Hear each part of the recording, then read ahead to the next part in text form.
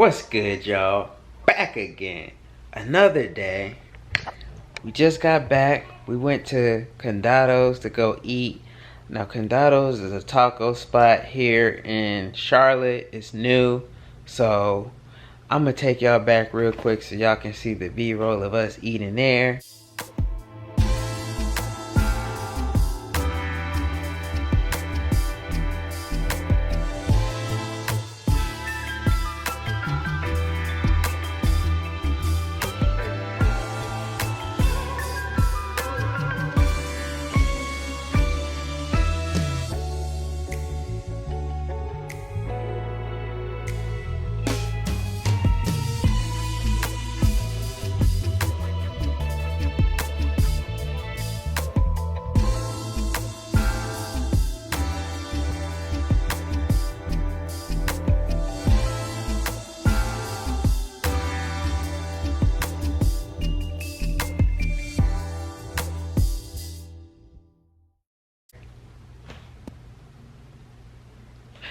Yes, Amir showed his behind, but what else is new? We were risking it though, because it was a little bit after his bed. Well, it was getting close to his bedtime when we left. So we knew we were playing with fire, but we wanted to get out the house, man, because I know it looks like we do a lot of stuff, but sometimes during the week, especially, we just be chilling in the house, man. So it was good to get out and just, what they say, touch grass, you know, get some sunlight, vitamin D, all that good stuff. So we just did that. Now we back at the crib. It's I don't like saying when, because I don't know when I'm going to release this video. So I don't like saying, oh, today is this day, you know. But what I will say is earlier in the week, and I didn't get a chance to update you guys. As you can see, I have a picture in my hand. We went to the doctor and we got to see baby girl. So I'm gonna share with y'all this picture. I understand it's very, very sentimental, man, because, oh, here you go. I wanted a girl, you know, I was excited for a girl. And it's so crazy because all my life I never ever wanted a girl. But then I got 2 boys and I said, you know what? I just want to change your energy, man. So this is baby girl.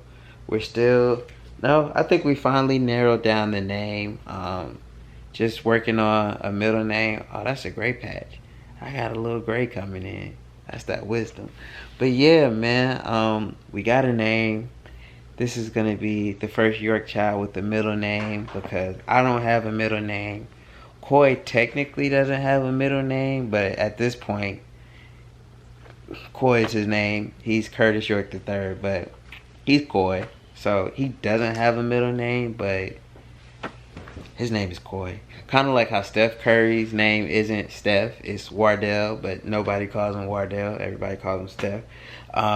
Yeah, that's what we got going on with Amir. I mean, not Amir, Coy. I just be getting my kids' names wrong. But yeah, that's what we got going on. Tomorrow it's just going to be me and Amir.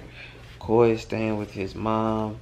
And Tommy is going to she's going to a party. So it's just going to be me and Amir tomorrow. Whatever will we do? I don't know. But yeah, just want to check in. I'll let y'all for a second. So check back in soon. The next day. What up, y'all? We back. It's the next day. And it's just Amir and I. No Coy this weekend. He wanted to hang out with his mom.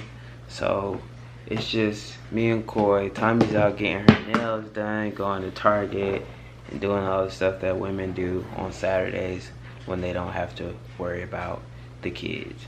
So I got some clothes under the dryer right now. I'm about to get started with that. And then I got Amir's toys. We still got toys that we haven't even put together yet, I'm ashamed to say. Because what happened was, I was waiting on Coy to help me put this stuff together because I knew that this weekend Tommy was gonna go get her nails done and whatever. And the next weekend she getting her hair done. But, you know, Coy ain't here. And I gotta keep Amir entertained. So I'm gonna go ahead on and put this stuff together. Granted, it's nothing too hectic or nothing that requires any heavy power tools or anything like that. But I just wanted to, you know, spend some time with Koi and Amir, do little boy stuff like that. So I'm gonna just have to thug through it solo and get it done. I think I showed this hat. I did an unboxing of this hat. It came from, this one actually did not come from FittedsCLT, which is one of the few that I didn't buy from them. This one came from Hat World, I think. Hat Club. This one came from Hat Club. And what I like about this one is, of course, it has all of the different all-star games that took place in Atlanta. And it has the peach underbrim, which is super cold. But it also has the all-star game on the inside. And yes, this is a Hat Club fitted, and they make sure, where is it? There it is. They make sure that you know it is definitely a Hat Club fitted. Man, I'm still working on not touching my nose when I record. It's really a nervous tick, man. I'm still not 100% comfortable being in the camera, so we just pushing through, but I'm working on it. Amir is just doing his own thing. We're probably gonna turn on some Gracie or something like that. And I also have a bro talk video coming for y'all soon, cause you guys really seem to like that, and I appreciate the positive feedback, and so we're gonna keep it coming. But a book that I encourage every man to read is called Wild at Heart. Wild at Heart. And I know a lot of you that know me are like, Curtis, why are you talking about a Christian book? Hey, you know, it don't even matter, man. It is a really good book, you know. Sometimes you gotta know when to put religion aside and just take up good information and soak up game, you know. Religion is religion, man. But you gotta be able to soak up the information that's deeper than the actual religion, and you can learn from any religion. So, you know, I got a lot of friends that don't subscribe to Christianity, don't subscribe to Islam, don't believe in anything at all, and kudos to y'all. But I'm telling you, this book, Wild at Heart by John Eldridge, it's really good, you know, especially for men who feel like they aren't being the most manly. And shout out to my boy Bruce for recommending this book to me, man. It was definitely, like, it was a deep book. And without getting too in-depth about what it's about, I mean, generally it's just about becoming a man and being a better man. But the chapter that stood out to me the most was just talking about how fathers create wounds in their sons by either not validating them through words or showing them how to be a man, or, you know, just not knowing how to do it themselves. Either way, you know, a father is supposed to bestow manhood upon their son. You know, it's the father's job to teach their son how to be a man. And either through neglect or just lack of knowledge, we have an issue where fathers aren't properly teaching their sons how to be men. And, you know, obviously a lot of it doesn't fall squarely on the man, but especially the way that the system is set up now. But, you know, there's supposed to be like a rite of passage or a journey that a boy goes through to become a man. And what happens is, a lot of us who didn't have a father in the household, myself included, we didn't. And, you know, when I say my father wasn't in the household, I mean he literally wasn't in the house. He was involved, you know, but again, he lived 4 hours away, so he did the best that he could from 4 hours away. And, you know, there were times in my life where I was looking for that validation, or I was looking for that, you know, all right, you're on the right track, or hey, you don't know how to do this. As a man, you should know how to do that. And of course, like I told you, that's where the bro talk stems from, because I want to try to create that for the men around me that I know don't have that, and for the younger me that didn't have that and was yearning for it. So, you know, this book, it definitely harps on it, and it hits on it, and it teaches you how to be a man. And, you know, if you yourself aren't a man, then, you know, you got to find some solid men around you, because only men can create other men. It's like, you know, animals can only recreate themselves. A horse is only going to create another horse. And I know that some people will say, well, if you made a horse and a donkey, it'll make a mule. A mule is not a horse, you know, it's a mule. So, you know, men can make men. A woman can't make a man. You know, a woman has their own journey. They have their own trials. They have their own tribulations. And they go through things that make them a woman. A man, you know what I'm saying, he has to have a man to teach him and show him how to be a man. You can't show somebody the intricacies of something that you haven't done. And I think that's where a lot of people go wrong, especially, you know, on YouTube and just social media in general. They try to teach people how to do things that they have never done. You know, I can't teach you how to make $1 million. Why? Because I haven't made $1 million yet. You know, I could teach you how to make $10,000 in a month. I could teach you how to, you know, be successful in corporate America, or, you know, go from $30,000 to 6 figures. I can teach you how to do that because I've done that before and I've done it repeatedly. But as far as teaching you how to make $1 million, I can't teach you how to do that. I've never made $1 million, you know. So just things like that, you know, we have to understand our roles. And by roles, I mean, it's just certain things that certain people can do and certain things that other people can't do. You know, I can't go out there and be LeBron James. I could be the best basketball player I could be at my own level, but I can never be a LeBron James because I'm not built like that. I'm not shaped like that. You know, I could be a Spud Webb just based on my size and my stature. I could be, you know, Nate Robinson or something like that. But, you know, no matter how hard I work or what I do, I can never be that level simply because my size and my stature blocks that. Now, if somebody else comes along and they're able to do that, then they have their own game. You know, LeBron, people try to compare LeBron to Michael. They're not the same. You know, it's two totally different play styles, two totally different people. That's just a ghost that will never be caught. And, you know, not to go off on an extreme stream of consciousness, but basically what I'm saying is, you know, as boys becoming men, we have to go through a process. We have to experience things that make us men. You know, we can't just say that because we're 18, we're men. That's not, no, it means you're an adult. You know, you're a male, but you're not a man because you aren't able to do certain things. We got to start having requirements and checklists and graduation ceremonies to manhood. Things that say, okay, you've done these things, now you're a man. And, you know, not like I said, we're going to keep this a light video. Go to Bro Talk if you want to hear these types of conversations. That's what that's for. But I'm going to put together Amir's toys that I haven't put together from his birthday. And then I'm going to do a little bit of laundry. And we just kicking it today. So I'll check in with you shortly. So these are, this one got put up. So appreciate you for that. And this one got built. So appreciate you for that. Mommy just happened to walk in the door. Amir back there. So we still got stuff in the box, but the big ones got put together.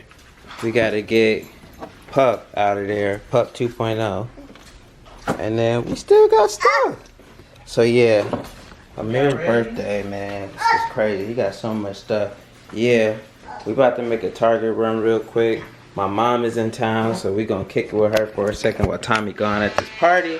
But we gotta run to Target, so I'll see y'all shortly. Grandma Donna pulled up, so I'm about to get dinner for everybody. But what I'm also about to do is see what we got in stock at FittedsCLT. Your boy needs something. Hopefully I don't find anything, because I probably shouldn't spend any more money. But we gonna look, so.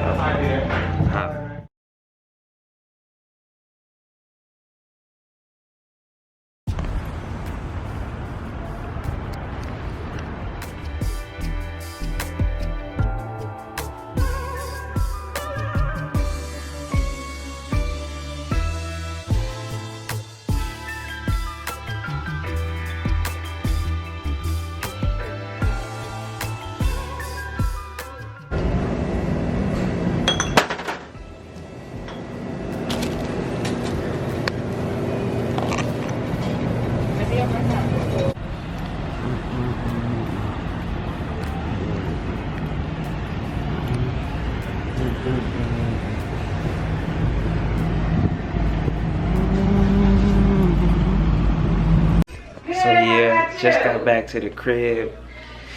Grandma Donna is here. Let me show y'all Grandma Donna right there. Amir back there in the cut.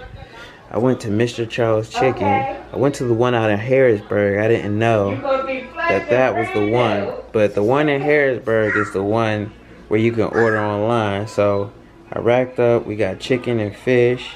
So, you know, shout out to Mr. Charles Chicken. When I got there, they were still cooking the food, which is why I went to Food Lion. And for those of you who don't know, I say it every time I go to Food Lion.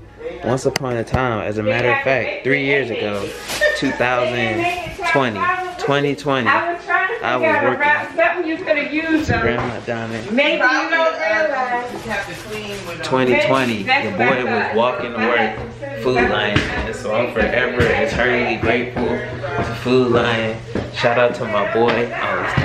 Shout out to my boy Pootie. I don't know if he go by that name, you know what I'm saying, but you know Pootie, man, you know what you did, bro. I appreciate you 100%. Tyshawn, I appreciate you, bro. Man, you really looked out. Like a lot of y'all, man. Oop, I'm all over the place. There we go. Y'all be too proud. When you gotta do what you gotta do, you gotta do what you gotta do, man. And my dog really looked out for me with that Food Lion gig, so I appreciate him to the end of the world and back. But as you can see, I've laid out the food. Grandma Donna's here. I'm about to eat. So I want to show y'all what I got from FittedsCLT. Really quick. I wanted these when they first dropped at the store, but they sold out ASAP, so I wasn't able to get a pair. So I finally got them. I didn't waste any time pulling the trigger. So the Memphis Grizzlies shorts, I needed them because of course I have my Supreme Air Force Ones I could throw these on with a pair of J's, throw it on. I got options. But anyways, before I sign out, one more thing. I gotta shout out my boy Zay, aka OG Swavy on Instagram. Works at Fitteds, man. We did an impromptu photo shoot. If you need to get some photos, holla at my boy Zay. I'm gonna show y'all right up here, wherever I decide to edit it, so y'all can see the quality of these photos. My boy shoots with the Sony A7. If you don't know, do your homework. He has the nicest lens. He gets it in. His editing skills are A1. I posted the pictures on my IG. So once again, shout out to Zay, man. Shout out to FittedsCLT. I always shout them out, man. But you know, they're really providing a service to this city of Charlotte. Shout out to Soul Touch, man. They cleaned my shoes for the picture to look crispy. So shout out to everybody, man. Support your local black-owned businesses. You know, we take that for granted, but these people are really out here taking risks to provide a service to the community. So the least we could do is support them, because those are the people, the business owners, those are the people who are the shakers and the movers. They're taking a risk. They're putting up the money. They're the ones that are gonna fund you. They're the ones that are gonna look out for your community. So definitely make sure we support our own. And with that being said, I'm out, y'all. I'm about to eat. I'm hungry.